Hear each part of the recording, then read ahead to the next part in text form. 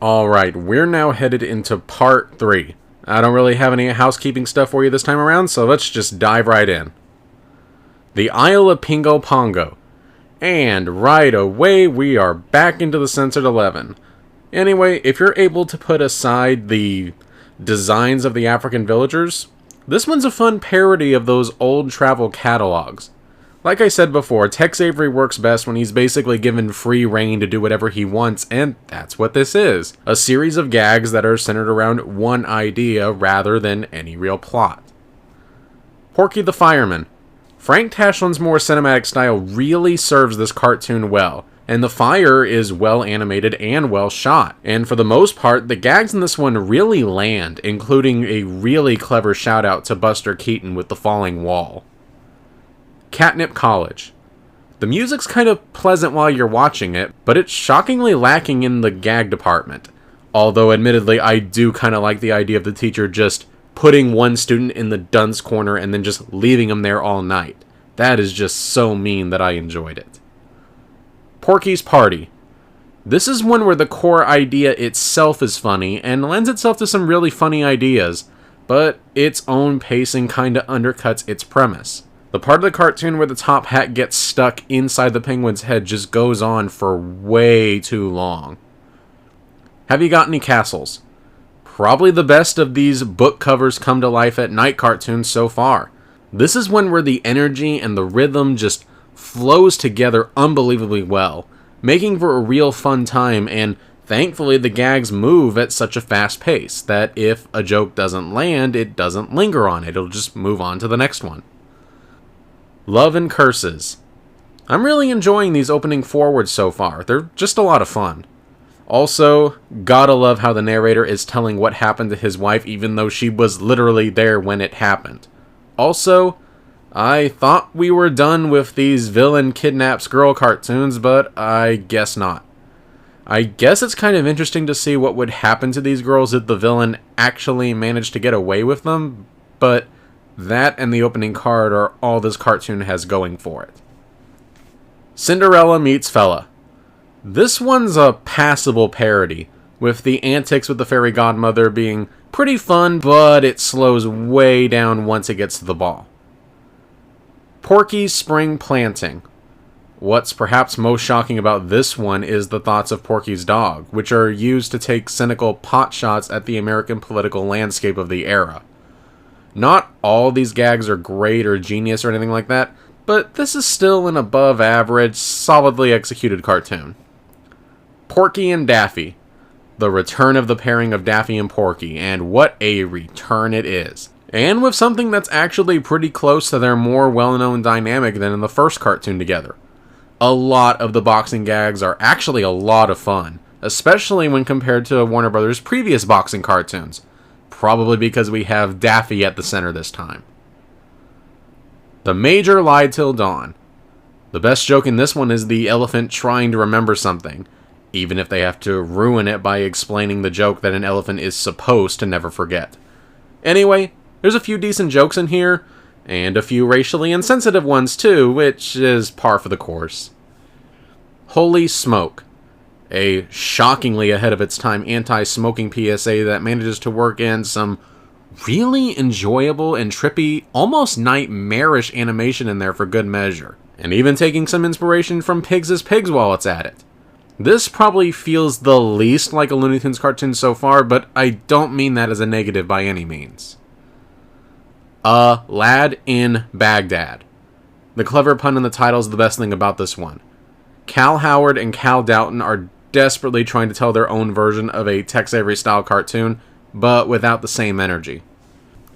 Cracked Ice. I've said it before, and I'll say it again. The Warner Brothers animators must have really had a thing for W.C. Fields, considering how many times he's been parodied in their cartoons. Anyway, there's a few decent ice skating gags, and this also has to be one of the more creative of the chase cartoons we've seen so far, even if the pacing could have been tightened a hair. A Feud There Was. This one starts out unbelievably slow, and even when the fight starts to break out between the two families, the energy that feels like should be there just straight up isn't. Porky and Wacky Land. This one's a classic for very good reason. The manic energy in this one simply cannot be understated. It's fast, it's clever, it's chaotic, and there's creativity bursting forth in nearly every single frame. This one's just amazing from start to finish. Little Pancho Vanilla. There's been better bullfighting cartoons before this one, and there will be better bullfighting cartoons after this one. The setup just simply takes too long, and the main character is just not engaging or interesting or fun to watch. Although I will admit that his design has always stuck with me for some reason, which is strange for such a one-shot character. Porky's Naughty Nephew. Oh my dear, is Porky's nephew's voice annoying. Although, I have to admit, it's really funny to see Porky being abused by two separate babies. There's just something inherently funny in seeing Porky feeling like he's less than a second away from smacking the crap out of a baby. That's the kind of cruelty that I live for in cartoons. Also, some of the cartoon's animation is recycled from Pettin' in the Park, but it was a while back, so I'll cut them a little bit of slack on this one. Johnny Smith and Poker Huntus. The cartoon's poor understanding of basic history aside, hey, guys, John Smith was not on the Mayflower. You're thinking of Miles Standish. This one's got a few okay gags. By far the best one is where the cartoon decides to just skip the chase altogether and go straight to Egghead being captured by the Indians. Also, this is proof that Disney did not invent the myth of Pocahontas and John Smith being a couple in real life, as it existed at least 57 years before that film ever came out. Porky in Egypt. This one's got some infectious chaos thrown in, but I wouldn't really say there's anything outstanding or noteworthy about this one. Bob Clampett's chaotic style worked great for Porky in Wacky Land, but it feels a little out of place here. You're in Education. Yet another collection of front covers of something come-to-life gags, but the gags and energy just aren't here, and that might be because Frank Tashlin was on his way out during this cartoon, so the entire thing just feels so unbelievably unpolished, at least in terms of things like story beats and pacing. The Night Watchman. Chuck Jones's first directing job.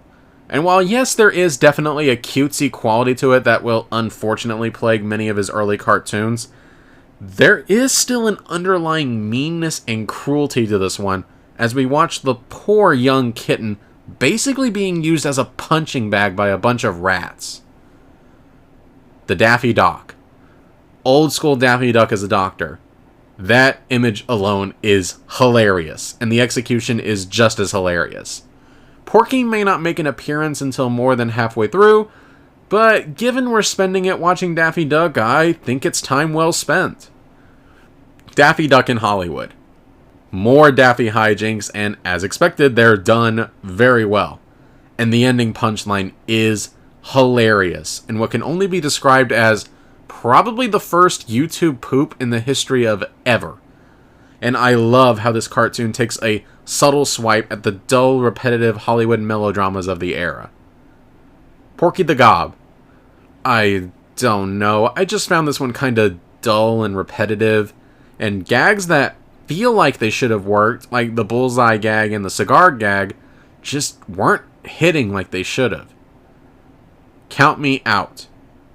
I liked the breathe in gag, even if I felt the joke could have been stretched out even further and made even funnier.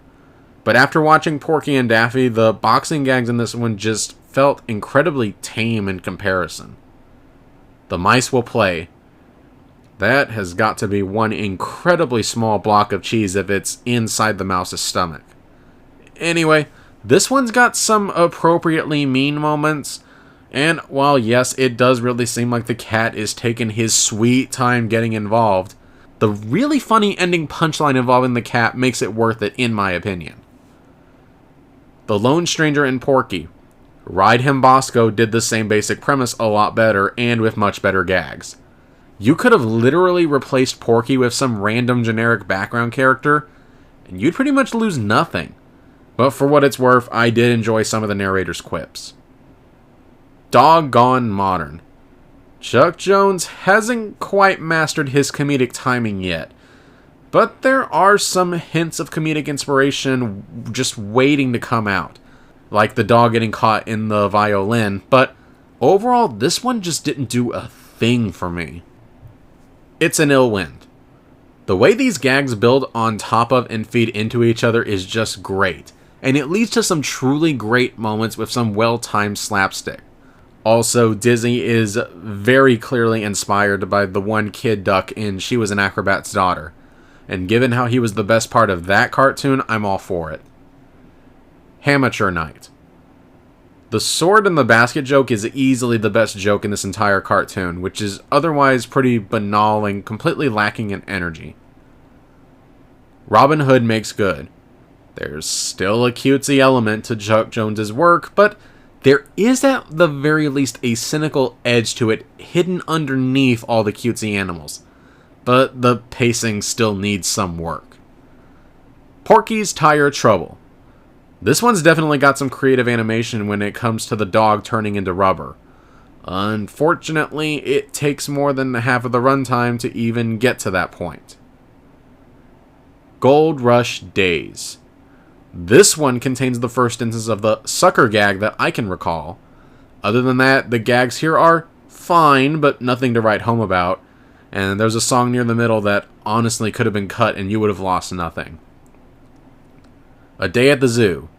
This is another one of those cartoons that shows Tex Avery doing what Tex Avery does best, with his cartoons that parody things like nature documentaries, which allows him to tell as many jokes as humanly possible without having to worry about things like, plot or characters or consistency.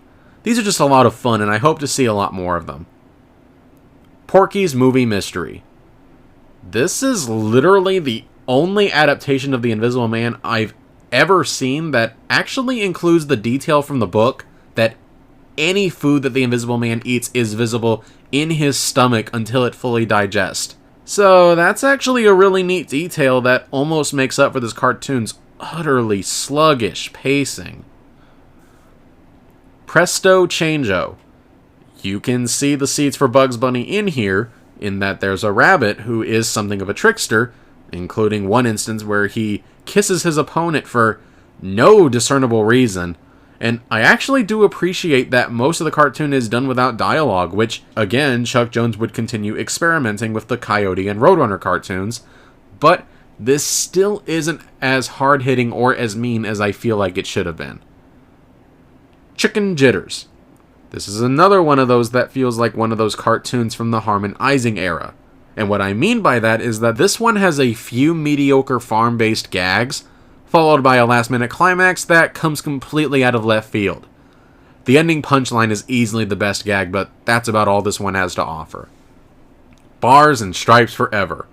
The Warden's utterly bizarre motor mouth delivery of his lines single-handedly makes this one worth watching, as is the incredibly dark electric chair joke. But yeah, if you need a cartoon with some good prison cartoon gags, this one's got some good ones. Daffy Duck and the Dinosaur. Oh, Daffy, how I have missed you. Your screwball antics are so enjoyable and I never get sick of watching them. Again, there are signs of Chuck Jones's style of humor. Literally in this case with the deluge of signs pointing a certain direction that would become commonplace in his future cartoons like the Hunting Trilogy. Oh, and the ending is absolutely hilarious. One of the top ending punchlines of the series of cartoons so far. Porky and Tea-Biscuit. This kind of premise has been done in these kind of cartoons better before, and the punchline for how the horse is going to win is extremely obvious and pretty poorly set up. Although the initial fake out when Porky thought that he bought a beautiful racehorse is good, as is how Porky was tricked into buying the horse in the first place. Thugs with Dirty Mugs. Another Tex Avery classic. The perfect combination of his mile-a-minute cartoon gags and lame puns well integrated into an actual story. And the cartoon's big punchline, which once again makes use of the audience members standing up in the middle of the theater and blocking the screen that Tex Avery loves so much, is genuinely hilarious and completely shatters the fourth wall, and really just logic in general. Christopher Columbus Jr. feels like it should be a lot funnier than it actually is, with, once again, more comedic pacing that just feels off.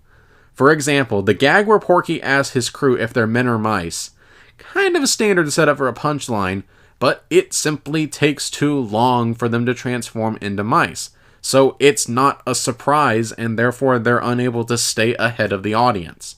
Bob Clampett may have made some really good cartoons so far, but man, are his bad cartoons of this era real clunkers. Naughty But Mice.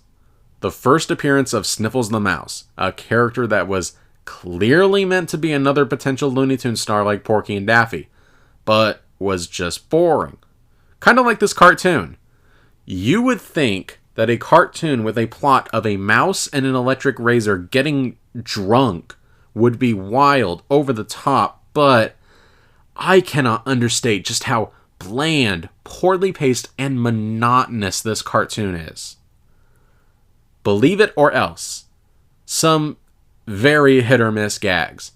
The milk gag was lame. The snake charmer gag was funny. The jail cell gag was also funny. The human basketball, not so much. So yeah, a real mixed bag cartoon, but leans more to the positive side of the spectrum in my personal opinion. Polar Pals.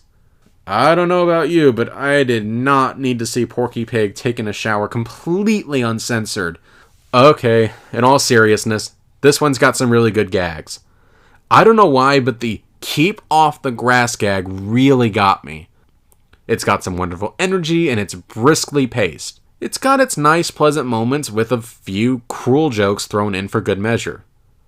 Hobo Gadget Band. I don't know why, but I really like the idea of a hobo hotel. For some reason, that idea alone just makes me laugh. But unfortunately, this is another Merry Melodies that kind of devolves into one of those harmonizing type, smiley, bouncy, music-based gags without much substance to it. Probably the most interesting thing about this one is that the lead hobo is voiced by Pinto Colvig. Yeah, that's right, the voice of Goofy. And it's amazing how distracting that voice is when it's not being used to voice Goofy. Scalp Trouble. Probably contains the first instance of angry Daffy that I can recall, showing that Daffy really was such a versatile character even early on. Anyway, this one contains some entertaining sight gags related to the Indian raid. I don't know why, but the gag involving the Indian using another Indian's legs as a bow really stood out to me. Old Glory. Now, this one's incredibly interesting. Not always for the way the filmmakers intended, but still interesting nonetheless. For starters, there's no beating around the bush with this one. This cartoon is American propaganda. Like, this is a cartoon all about the importance of American patriotism. Now, I'm not necessarily saying that's a bad thing, but that's what the point of this cartoon is. Also, the animation here is bizarrely fluid, and that's probably because the cartoon makes liberal use of rotoscoped animation, and sometimes the faces look distinctly off because of it. This might also be the first Warner Bros. Cartoon to contain absolutely no gags whatsoever, but is rather intent on letting the patriotic imagery speak for itself, which means that this is really only aimed at a certain demographic, those who would recognize the iconography without any context and agree with its overall messaging. But there are some really interesting details in here, like how Porky ends the cartoon by being able to say the Pledge of Allegiance without stuttering once. There are better American propaganda cartoons out there, but to be fair, there's also ones that are a lot worse too. I know some people really hate this cartoon, but I say it's worth checking out, if for no other reason than to see what the political zeitgeist of the 1930s was. And if nothing else, they actually put a lot of effort into this one, and you can tell that they were trying to make something more serious and grounded compared to their previous works. Porky's Picnic. What is the deal with babies being mean to Porky for absolutely no reason? Anyway, this is the one with Petunia Pig's redesign and complete overhauling of her character into making her more sweet and likable. That's really all I have to say about her, because for the most part, she's just there. Also, this is essentially a soft remake of Buddy's Day Out, and you all know how I feel about that piece of garbage. But what makes this one a massive improvement is that there is an edge and cruelty to this one. Like, for some reason, the baby seems intent on decapitating a defenseless squirrel. Again, for absolutely no reason. And also because Bob Clampett is a much more competent director than Tom Palmer. Dangerous Dan McPhoo. I had no idea that Arthur Q. Bryan actually voiced other characters before Elmer Fudd. So that was cool. Anyway, this is another hit from Tex Avery, with the madcap energy all around, and the highlight gag for me being the horse and the boxing glove gag. Snowman's Land. This one has the classic person describing the features of a villain but accidentally showing a picture of themselves routine. But aside from that, this is another pretty dull one. It seems at this point Chuck Jones seems more intent on trying to emulate Disney's style rather than the likes of his peers Tex Avery and Bob Clampett, which wouldn't bother me too much if he knew how to pace his cartoons. Wisecracks. Has kind of a slow start, but the second half is really entertaining. Drunk Daffy Duck is just fun to watch. But it has the typical zany Bob Clampett style that we've come to expect from his cartoons by this point. Harem Scarum. Another cartoon featuring a prototype of Bugs Bunny, and again, he's got more in common with the zany Daffy Duck and Woody Woodpecker rather than the Bugs we all know and love. Although hints of his personality are starting to crack through. It's almost like Bugs is trying to be born, but the creators just aren't quite there yet. Nothing is really funny, but this is decent nonetheless. Detouring America. Another of Tex Avery's travel catalog parodies. But the gags in this one just feel lacking, especially when compared to the previous The Isle of Pingo Pongo and A Day at the Zoo. And it boggles my mind that out of all of the 1939 Warner Brothers cartoons, this is the one that got an Academy Award nomination. Especially when Daffy Duck and the Dinosaur and Thugs with Dirty Mugs are right there. Little Brother Rat. I liked the chase scene involving the characters in silhouette. That looked really cool. But aside from that, this is another uninspired cartoon. And like I mentioned before, they are clearly trying to set Sniffles up to be a big star. But he just doesn't have the personality for potential longevity. Porky's Hotel. Another pretty fun outing from Bob Clampett that's actually pretty cozy even during the times that it's not really trying to tell jokes. The hammer gag in particular was very well executed and subversive. Sue Me. This one's basically a remake of Porky the Rainmaker, only it takes place on an Indian reservation instead of Porky's farm. I guess it was nice hearing Thurl Ravenscroft's wonderful voice as a background vocal during the Indian chant, but for the actual meat of the cartoon, like the plot and the gags, there's nothing here that wasn't done better in the aforementioned cartoon. Land of the Midnight Fun. Another Tex Avery travel catalog parody cartoon, and one that's a lot more successful and better paced than Detouring America. The one weird thing to note is that this is the second cartoon in a row to use the frozen egg gag. I honestly don't know what to make of that. Jeepers Creepers. This one's another really fun cartoon that, along with The Case of the Stuttering Pig, would be absolutely perfect for the Halloween season, with an incredible mood and atmosphere to the whole thing, with some perfectly demented gags. At least it would be perfect if not for the completely out of nowhere blackface gag at the end. But, to end on a more positive note, this is the first Looney Tunes cartoon with Pinto Colvig's voice where it's not at all distracting. Namely because I think this cartoon is a lot more fun if you think of it as the ghost of Goofy having died and is now haunting Porky just for the heck of it. Naughty Neighbors. An overly cutesy cartoon that's really only interesting for two reasons. One, for this being Petunia Pig's final appearance, and two, because it's interesting that this cartoon's message of seeking a path towards pacifism at any cost, along with its wartime and battlefront imagery, feels both ironic and haunting, when you know that this cartoon was released just 1 month before World War II officially began in Europe. The Little Lion Hunter. I have said it before, and I'll say it again.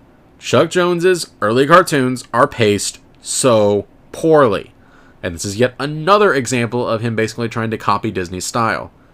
Again, I admire that he's trying to tell a story with virtually no dialogue, but it's just not that interesting or engaging of a story. The Good Egg. A slightly solid reworking of The Ugly Duckling, even if the first and second halves seem roughly disconnected from each other. Although I did appreciate the cruelty of the hen's attempted suicide joke. Pied Piper Porky. I feel like the opening title card gag has run its course. It was funny the first few times, but there's not really much deviation that you can get out of it anymore. Anyway, this one's good. Got some really fun energy and some unexpected gags. This almost feels like a precursor to those kind of Sylvester and Tweety-esque chase cartoons. Fresh Fish. Some beautifully animated swimming scenes with bright, popping colors mixed in with non-stop Tex Avery gags. What's not to like? Fagin's Freshman. It's fine. Nothing to really write home about. This is actually the rare instance of a Looney Tunes cartoon that would have greatly benefited from being longer, because as is, there's not really much time to properly develop this as an actual story like it's clearly aiming for. Porky the Giant Killer. So the villagers just decide to break into the giant's house to kill him? Do they ever really offer an explanation for why the giant deserves to die, other than the fact that he's a giant? Anyway, this cartoon contains the bizarrely specific trend of Porky having battles with babies, but this one's less successful than the ones that came before it. It's just mostly very bland and mediocre. Sniffles and the Bookworm. Sniffles is almost completely silent here, which is a definite step in the right direction into making him a passable character, but the cartoon itself isn't really much better, as, once again, for a Chuck Jones cartoon, the pacing is just poor, as it takes more than half the cartoon just to set it up. Screwball Football. Not quite as hilarious as Disney's How to Play Football, which would come out a few years later, but honestly, this is some really funny stuff, including a hilarious punchline that I legit didn't see coming.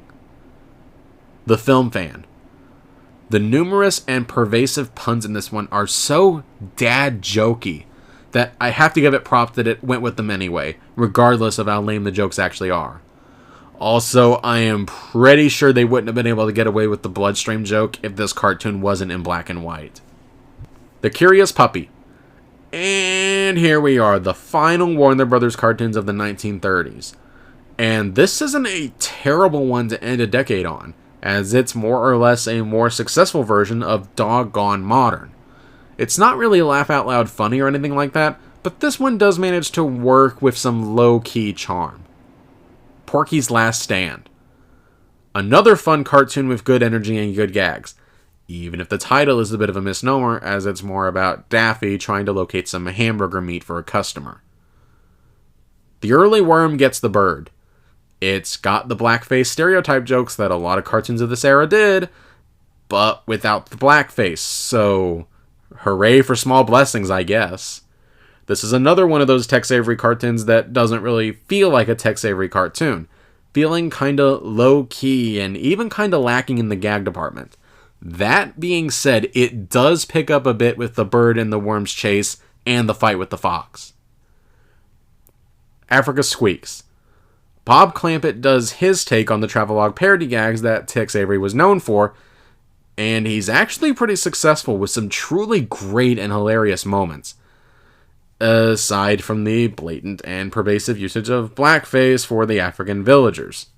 Again. Mighty Hunters. Why do all the Native Americans look like little porcelain China dolls? I get that Chuck Jones wanted them to look cute, but man, does it look off. I suppose if you just want something that's kind of cute, this one's passable, I guess. But this one likely won't occupy much space in your mind after it's complete. Busy Bakers. My word, I felt so sorry for the poor baker at the start. Imagine pouring your heart, sweat, and tears into a business, only for it to fail, and then not being able to sell the very last thing in your store for even a single penny. Anyway, this one's a good solid reinterpretation of the elves and the shoemaker story, with some pretty good baking gags thrown in for good measure, including a pretty decently funny and cynical ending punchline. Alibaba Bound. For some really strange reason, there are moments in this cartoon where Porky Pig sounds exactly like Bugs Bunny. Anyway, this one's an overall mediocre outing. There's just not a lot of opportunities for jokes out in the Foreign Legion or out in the desert, especially since they've already done more than a few cartoons in this locale. Personally, I'd just stick with Little Bo Porky. Also, again with this rifle gag. The animators have to know what exactly this looks like, right? Elmer's Candid Camera. While this technically isn't Elmer Fudd's first appearance, it is the first that's pretty close to his more well-known design, and it's the first time that he's voiced by Arthur Q. Bryan. He also goes up against another prototype of Bugs Bunny, who in this cartoon has a voice that absolutely does not fit the character design at all. There's a few well-timed slapstick moments, but they're few and far between.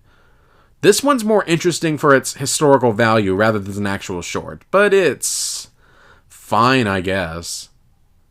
Pilgrim Porky. I guess it's better than Christopher Columbus Jr., of which this reminded me a great deal, but not by much. It just feels so uninspired, and some moments in particular just feel lazy. Cross-country detours. A real blast. Definitely the best of the Tex Avery travel catalog parodies so far, with more than several knockout gags. I don't know why, but the polar bear gag made me laugh a lot. Not to mention the striptease gag, which is shockingly risque for the time period, especially considering Tex Avery apparently hired a real stripper and rotoscoped her doing a striptease for the cartoon. So there's a little bit of a history lesson for you. Also, this cartoon is 10 minutes and it's very welcome. Hey, whatever it takes to get as many jokes and visual puns crammed in here as humanly possible. Confederate Honey. Well, if you ever wanted to see Elmer Fudd fight for the Confederate Army, then this is the cartoon for you. It starts off as a send-up of Gone with the Wind in the first half, before it becomes yet another cartoon with just some dull, war-based gags. Also, I highly suspect that some of the slavery jokes at the beginning would absolutely rub a lot of people the wrong way. Although the "don't be too ambitious" joke is actually a pretty decent joke that you could make an argument, like if you really squint at it, that it's making a comment about how ineffective slavery actually was as an economic practice, because there was no incentive for slaves to do anything beyond the bare minimum. But that's probably me digging way too deep into a cartoon joke that only lasts a few seconds. Anyway, overall, this cartoon is just unsure of what exactly it wants to be. The Bear's Tale. This is an incredibly fun mixing of Goldilocks and the Three Bears and Little Red Riding Hood. The gags are firing on all cylinders and the story mixing works surprisingly well. Slap Happy Pappy. Another cartoon with farm-based gags with a bizarrely out-of-nowhere Jack Benny parody. It's passable enough, but is bound to get lost in the shuffle of the much better farm-based cartoons. Porky's Poor Fish. It's some amusing fish gags that ends with a solidly entertaining fight scene. Won't leave much of an impact, but yeah, it works just fine as a time waster. The Hardship of Miles Standish. Operates under the assumption that you're aware of the Henry Wadsworth Longfellow poem, The Courtship of Miles Standish, of which I am admittedly not familiar with. The glass-breaking joke is pretty good, but that's about all this one has to offer. Also, I'm almost certain that parts of this cartoon reuse animation from some other Indian Raid cartoon from before. Sniffles Takes a Trip. Literally, this cartoon would have worked if Sniffles was not the main character. I could see maybe the Goofy Gophers being in this cartoon and it working really well. But Sniffles is just so vanilla that I don't care about him at all. You Ought to Be in Pictures. A genuine blast. An inventive, creative, funny, and charming little short.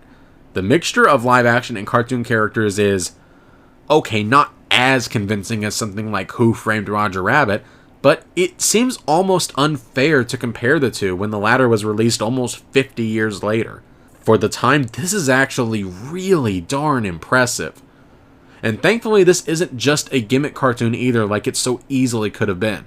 This is actually a well-written story with some great gags thrown in, and seeing some of the live-action objects being manipulated as if they are in a cartoon is a ton of fun. Also, this might be the first instance of what's often called jealous Daffy.